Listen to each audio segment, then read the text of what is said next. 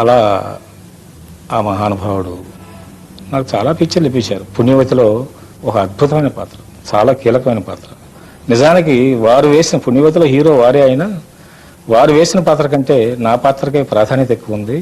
నటన కూడా నా పాత్రకు చాలా మిక్కిల అవకాశం ఉంది. ముందు జగ్గయ్య గారిని ఎవరినో అనుకున్నారు, ఏదో జరగలేదు కారణవశాత్తు.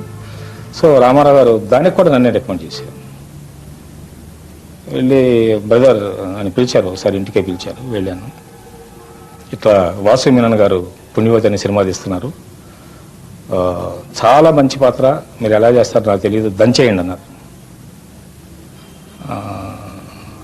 అని నన్ను ఆశీర్వదించారు.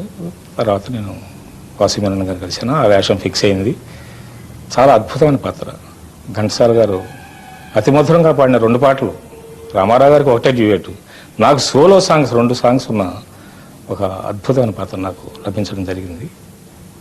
సినిమా అంత పెద్దగా ఆడకపోయినా నాకు ప్రత్యేకించి దానిలో మంచి పేరు వచ్చింది. సో ఆ మహానటుడు బోళా శంకరుడు అని ఇందాక నన్ను చూసారా, ఆ బోళా శంకరత్వం దానిలో తెలుస్తుంది. ఏ హీరో కూడా తను హీరోగా ఉంటున్న పిక్చర్లో ఒక సపోర్టింగ్ కొత్తగా వస్తున్న కుర్రాడికి ఆయన పాత్రని మించి ఆధిక్యత ఉన్నటువంటి పాత్రని ఇప్పించడానికి ఎవరో సిద్ధంగా ఉండరు.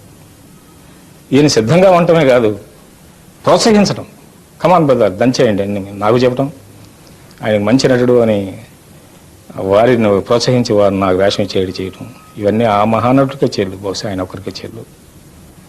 ఇంకెవరు ఆ విధంగా చేసే అంత